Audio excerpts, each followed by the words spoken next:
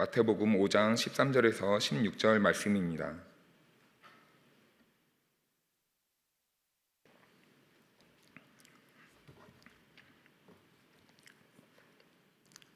교독하겠습니다. 너희는 세상의 소금이니 소금이 만일 그 맛을 잃으면 무엇으로 짜게 하리요? 후에는 아무 쓸데없어 다만 밖에 버려져 사람에게 밟힐 뿐이니라.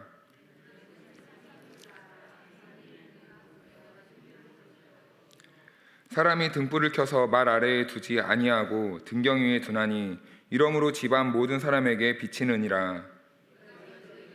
사람 앞에 비치게 하여 그들로 착한 행실을 보고 하늘에 계신 너희 아버지께 영광을 돌리게 하라. 아멘. 할렐루야. 하나님의 은혜와 평강이 차고 넘치는 이 저녁 되기를 주님의 이름으로 축복합니다. 사랑하는 성도 여러분, 성령 충만하십시오. 말씀 충만하십시오. 성령과 말씀에 충만하여서 언제나 어디에 있든지 하나님의 뜻만을 감당하며 사는 저와 여러분들의 삶이 될 수 있기를 부탁드립니다. 오늘 우리에게 주신 하나님의 말씀은 우리에게 너무나 익숙하고 친숙한 말씀일 것입니다. 그리스도인들이라면 대충이라도 암송을 할 정도로 가깝게 여겨지는 말씀이죠. 네, 오늘은 이 말씀은 예수님의 산상설교 가운데 이 서론 부분에 위치한 말씀입니다. 그런데 이 서론 부분 중에서 이 오늘 우리가 본 빛이요 소금이라는 이 말씀은 이 서론 중에서 결론에 해당하는 그 하나님의 말씀으로 보는 학자들이 많이 있습니다. 우리는 이 말씀을 친숙하게 여기고 매우 가깝게 여기는데, 그런데 가장 등한시 여기는 말씀이 아닌가 또 한번 생각해 보게 되면서 오늘 이 말씀에 다시 한번 우리의 신앙을 점검해 보고 또 우리의 생각을 다시 한번 하나님의 말씀 앞에 바로 정립할 수 있는 귀한 시간이 될 수 있기를 부탁드립니다. 네, 오늘 본문 말씀에 바로 이 전에는 8가지의 복, 8가지 내지는 9가지의 복으로 구분된 이 팔복에 대한 말씀이 나와 있는데요. 네, 이 말씀은 이제 즉 하나님 나라를 사는 성도들에게 주어지는 이 종말론적인 약속이 매우 강하게 드러난 그 하나님의 말씀으로 이해하고 있습니다. 그리고 오늘 본문의 말씀은 팔복의 말씀이 하나님 나라를 사는 백성이 미래에 받을 하나님의 그 영광을 바라보면서 지키며 살아야 된다면, 이제 오늘부터 여기서부터 시작되는 이 예수님의 가르침은 이제는 하나님 나라가 아닌 이제 이 세상에서 그리스도인들이 어떻게 살아야 하는가, 여기서부터 이제 초점을 맞추고 있다라고 여기시면 될 것 같습니다. 네, 그래서 이제 이 소금과 빛의 말씀 이후로는 이제 종말을 기다리는 그리스도인들이 이 세상을 어떻게 살아야 하는 것이 이 천국 백성의 사명을 다하는 것인가 라는 것에 매우 관심이 있고, 예수님은 천국 백성을 사는 우리 그리스도인들이 이제부터는 이렇게 살아야 된다라는 것을 오늘 이 소금과 빛의 이 말씀으로부터 시작하여서 상상설교의 대부분의 말씀을 그렇게 이어져 가고 있는 것입니다. 네, 그래서 이제 은혜와 복 그리고 성도의 내세관에 가려져 그 가치를 상실한 복음의 말씀이 있다면 바로 마태복음일 것이고, 그 마태복음 중에서도 바로 오늘 우리가 본 이 산상설교, 이 예수님의 말씀 아닐까 생각이 됩니다. 네, 신학자 중에 마소우라는 이 신학자가 있는데요. 이 사람은 말하기를 산상설교는 주후 200년 전까지만 하더라도 기독교의 서적의 가장 그 중심에 있었다라고 합니다. 모든 기독교 서적을 기록할 때면 언제나 이 산상설교를 근거해서 그 책들을 많이 기록했다라고 이렇게 말을 하기도 합니다. 이유는 예수님이 말씀하신 상상설교야말로 이 그리스도인들의 삶에 중요한 지침을 제공해주고 있다고 그 당시 사람들은 믿고 그렇게 굳게 실천했다고 합니다. 그리고 기독교 신학의 기초를 놓은 이 어거스틴 역시도 예수님의 이 산상설교를 말할 때 그리스도인들의 삶에 대한 완전한 척도라고 할 정도로 이 산상설교의 가치를 매우 중요하게 여겼습니다. 여기서 이 완전한 척도란 이 완전한 삶의 이 방향을 말하는 게 아니라 이 그리스도인들의 삶의 모습을 어떠한 방향으로 이끌어 갈지 그 완전한 말씀으로서 어거스틴은 항상 가르쳤다라고 합니다. 오늘날 우리의 시대도 마찬가지입니다. 구원의 간격에만 머무르며 성령의 인도하심에 순종하는 법을 배우지 못해서 방황하고 표류하는 이 성도들에게 이 본문의 예수님의 말씀은 그러한 성도들에게 큰 도전과 가르침을 주는 말씀입니다.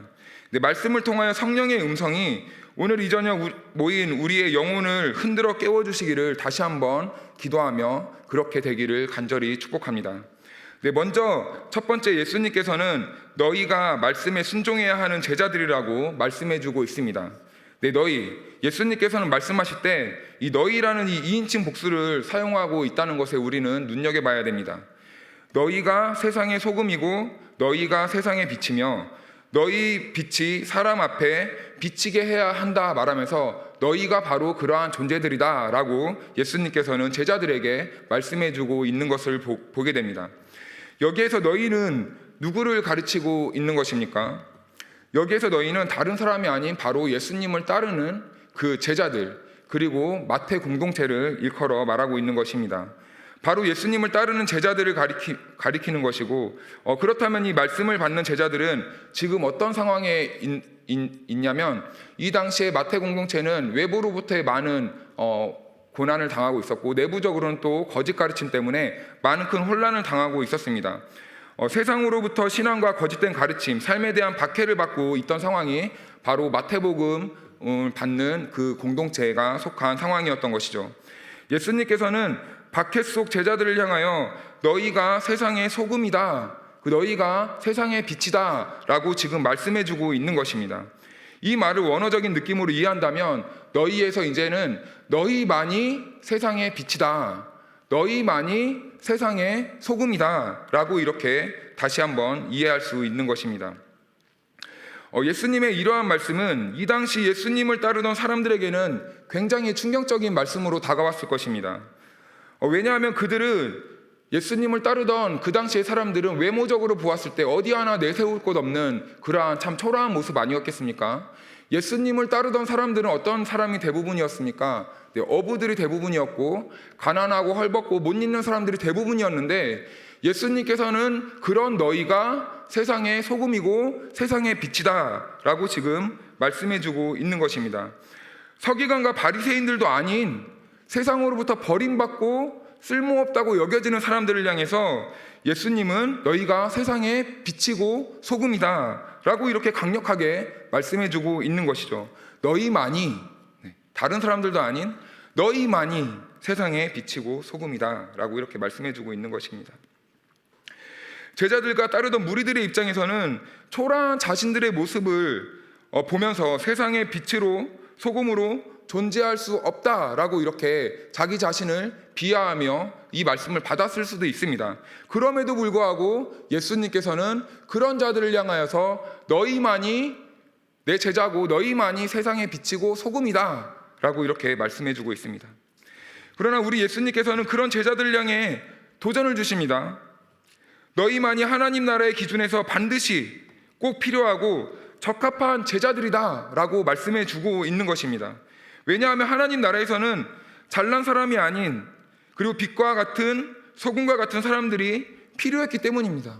하나님 나라에는 잘 먹고 잘 살고 공부 잘하고 출세한 사람들이 필요한 게 아니라 소금과 빛과 같은 사람들이 필요하다고 예수님께서는 말씀해 주고 있는 것이죠. 빛과 같은 제자들이 없으면 세상을 어둠에서 이끌어낼 수 있는 사람이, 그러한 일을 감당할 수 있는 사람이 없기 때문입니다. 빛과 같은 예수님은 외모가 아닌 빛과 같은 제자들이 있으므로 이 세상은 행복한 곳이 될 수 있다고 제자들에게 말씀해 주시면서 너희가 바로 그 역할을 감당해야 된다라고 말씀해 주고 있습니다. 그래서 예수님께서는 잘난 사람이 아닌, 비록 외모적으로는 부족할지라도 너희, 즉 나를 따르는 너희가 내 제자고 너희가 세상의 소금이고 너희만이 세상의 빛이다 라고 지금 말씀해주고 있습니다. 그러므로 사랑하는 성도 여러분, 우리는 예수를 따르는 제자들로서 이제는 자부감을 가질 필요가 있습니다. 그리스도인들은 천국 백성이면서 이 세상을 살아가는 사람들입니다. 하나님께서는 이 세상에 사는 그리스도인들은 소금과 빛으로서 반드시 필요한 자들이고 저와 여러분들이, 오늘 부름받은 저와 여러분들이 반드시 필요하다고 말씀해주고 있습니다. 그런데 한 가지 문제가 되는 것은 하나님은 우리를 그렇게 바라보고 계시는데 정작 부름받고 필요하다고 여기는 저와 여러분들은 천국 백성으로서의 정체성을 점점점 잃어버리고 있고 살아간다는 것입니다. 그리스도인들은 세상이 볼 때 아무리 초라해 보여도 이 세상을 위해 보냄을 받은 귀한 존재라는 확신이 우리들에게 있어야 합니다. 하나님은 우리를 택하셨고, 하나님은 우리를 믿으심으로, 하나님은 우리를 너희만이 세상의 빛이요 소금이란 이 정체성을 주시며 우리를 세상으로 보내셨는데, 정작 보냄을 받은 우리는 세상에 위축받고 세상에서 그 사명을 다 감당하지 못하라고 있다는 것입니다. 여러분, 하나님이 우리를 보내셨습니다. 하나님이 이 세상에 저와 여러분들을 택하시고 보내셨습니다. 하나님이 우리를 보내신 하나님이 천지를 창조하시고 이 세상을 섭리하시는 그 전지전능한 하나님으로서 우리의 주인 되십니다. 우리는 내가 아닌 하나님 때문에 보배로운 존재이고 귀한 존재라 일컬음 받을 수 있는 것이죠. 그러므로 창조주 하나님께 지음받아 보냄을 받은 성도로서 이제는 우리가 자부감을 가지며 세상에서 소금과 빛으로서 그 사명을 감당해야 될 것입니다. 온 세상을 섭리하시며 모든 만물의 왕이신 하나님께서 나의 주인이 되심을 믿음으로 당당하게 소금과 빛의 삶으로 나아갑시다. 저와 여러분 모두가 하나님의 말씀만 믿고 의지하며 순종하며 이 세상에서 하나님의 자녀라 정체성을 가지고, 하나님께서 나를 택하시고 보내셨다라는 그 정체성을 가지고 이제는 소금이요 빛의 사명을 감당할 수 있는, 그 말씀에 순종하며 살아갈 수 있는 거룩한 주의 백성들 다 될 수 있기를 주님의 이름으로 축복합니다. 두 번째 본문은 하늘의 백성인 그리스도인들이 이 땅에서 감당해야 할 책임과 사명이 있다라는 것을 오늘 주님께서는 우리에게 말씀해 주고 있습니다. 먼저 소금은 무엇입니까? 소금은 일반적으로 우리가 생각할 때 맛을 내고 부패를 방지하고 정화의 기능을 한다고 생각하고 있습니다. 그런데 유대인들은 이 소금을 생각할 때 지혜나 희생, 언약을 말할 때 이 소금을 주로 사용하고 있다고 합니다. 예수님은 어떠한 의미로 우리들에게 이 말씀을 하셨는지는 사실은 분명하게 우리가 그 말씀의 의미를 완전하게 해석할 수는 없으나, 그런데 여기서 한 가지 중요한 것은 소금은 그 어떤 이유보다 반드시 필요한 것이다 라는 것에 우리는 주목해야 할 것입니다. 지금 예수님께서는 소금은 우리의 삶에 반드시 필요한 것이라는 것을 그 당시의 제자들에게 말씀해주고 있고, 오늘 저와 여러분들에게 이 세상에서 반드시 필요한 소금과 같은 존재가 되어야 한다고 말씀해주고 있는 것입니다. 이어서 예수님께서는 제자들에게 소금이 맛을 잃으면 무엇으로 짜게 하리요? 라고 이렇게 말씀해주고 있습니다. 학자들은 이 소금이 맛을 잃는 것에 대해 화학적으로는 불가능하다고 합니다. 그렇게 말하면서 예수님의 제자들이 제자답게 살아가지 않는다는 것은 상상하기 어렵다라고 이렇게 해석하기도 하죠. 그러나 이렇게 해석하는 경우에는 그 뒤에 나오는 후에는 아무 쓸데없이 다만 밖에 버려져 사람에게 밟힐 뿐이라는 이 말씀을, 그 의미를 약화시키게 된다고 합니다. 소금이 맛을 잃는 것이 불가능하다면 마지막 심판이 일어날 가능성도 거의 없다고 이해할 수밖에 없기 때문에 그렇게 해석하는 것은 다소 곤란한 이 해석이라고 합니다. 따라서 예수님은 제자들이 제자답게 살아가지 못할 수도 있다는 이 가능성을 염두에 두고 그러한 일이 일어나지 않도록 지금 제자들에게 너희가 맛을 잃으면 안 된다는 그 경고의 메시지를 주고 있다라고 해석하는 것이 옳은 말씀의 해석일 것입니다. 그리고 예수님께서는 너희는 세상의 빛이라고 말씀하시면서 등불로 비유하고 있습니다. 세상의 빛이라고 할 때 이 빛 역시 소금과 동일하게 인간에게 반드시 필요한 것입니다. 또한 이 빛은 예수님을 따르던 사람들이 이해할 때는 이 구약의 개념으로 대다수 이해했을 것이라고 말을 합니다. 이 구약의 개념으로 이해했을 때 이 빛이란 이사야 말씀에 나오는 이 종말론적 빛, 이 이방의 빛, 그리고 마태복음 4장 16절에 나오는 흑암에 앉은 백성을 위한 큰 빛으로 이해해야 합니다. 즉 예수님의 이 제자들은 예수님을 닮아가는 존재로서 세상 속에서 이 선교적 사명에 응답해야 한다는, 선교적 사명을 다해야 한다는 뜻으로 사용할 때 이 빛을 사용한다고 합니다. 따라서 예수님께서는 이 선교적 사명을 그리스도인들, 예수님의 제자들, 우리들이 외면해야 되지 않아야 한다는 것을 오늘 말씀해주고 있는 것입니다. 그리고 15절의 말씀과 같이 이 빛을 감추지 말라고 예수님께서는 말씀해주고 있습니다. 예수님의 제자들이라면 세상을 위해 세상에 있어야 하는 것입니다. 빛으로 부름받은 자신을 세상으로부터 숨기는 것은 하나님의 뜻을 거부하는 것과 똑같은 것입니다. 이것을 다른 말로 하면 바로 불순종입니다. 예수님의 제자로 부름을 받았다면 아무리 어려운 상황, 어려운 박해 속에 있을지라도 이 빛을 비추는 일을 멈추지 않아야 한다는 것을 예수님께서는 제자들에게 강력하게 말씀해주고 있습니다. 이 당시에 그리스도인들은 어떤 사람들입니까? 이전에도 방금 말씀드렸다시피 세상의 기준으로 볼 때는 굉장히 미련하고 연약한 존재들이 바로 예수님을 따르던 그 제자들이었습니다. 그럼에도 불구하고 예수님은 그들이 반드시 필요하다고 말씀하고 그들을 여전히 부르시고 있습니다. 바울 역시 고린도전서 1장 27절 말씀에서 하나님께서 세상의 미련한 것들을 택하사 지혜 있는 자들을 부끄럽게 하려 하시고 세상의 약한 것들을 택하사 강한 것들을 부끄럽게 하려 하신다라고 말씀을 증거하고 있습니다. 이러한 하나님의 말씀은 이 당시 그리스도인들에게는 대단히 큰 하나님의 은혜의 말씀입니다.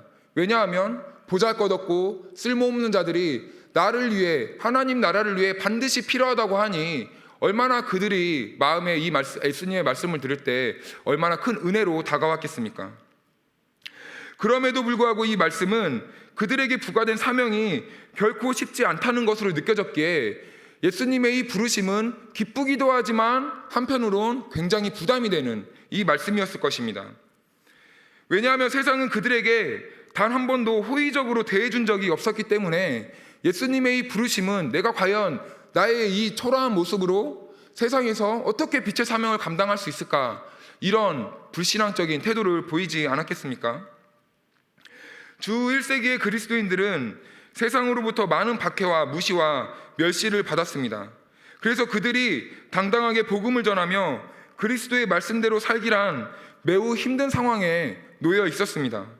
그런 제자들에게 예수님은 그럼에도 불구하고 이 세상에서의 사명과 책임을 다해야 한다. 그리고 그 사명과 책임을 다해야 할 존재들이 바로 너희들이다 라고 말씀해 주시면서 이 세상에 나아가 나의 말씀을 붙들고 살아야 될 것을 강력하게 말씀해 주고 있습니다. 그런 의미에서 오늘 본문의 말씀이 이 종말론적 팔복의 선언에 이어 나오는 말씀이라는 것은 매우 의미심장하다고 볼 수 있습니다. 때로는 이 땅에서 삶이 너무 힘들어 이 세상의 삶을 포기하고 싶을 때 마지막 종말의 소망에만 젖어 사는 경우가 있는 경우를 봅니다. 그러나 주님의 말씀을 잘 들어보면 이 세상의 현실이 아무리 힘들어도 지금 나에게 주어진 삶의 자리에서 이 우리에게 주신 빛과 소금의 사명에 관심이 없다면, 아무리 힘들어도 관심이 없다면 그것은 진정한 그리스도인의 자세가 아니라는 것을 예수님께서는 그 당시 제자들과 그리고 오늘 저와 여러분들에게 말씀해주고 있습니다. 우리는 세상 모든 것을 포기하고 하늘 소망만 바라보며 사는 사람들이 아닙니다.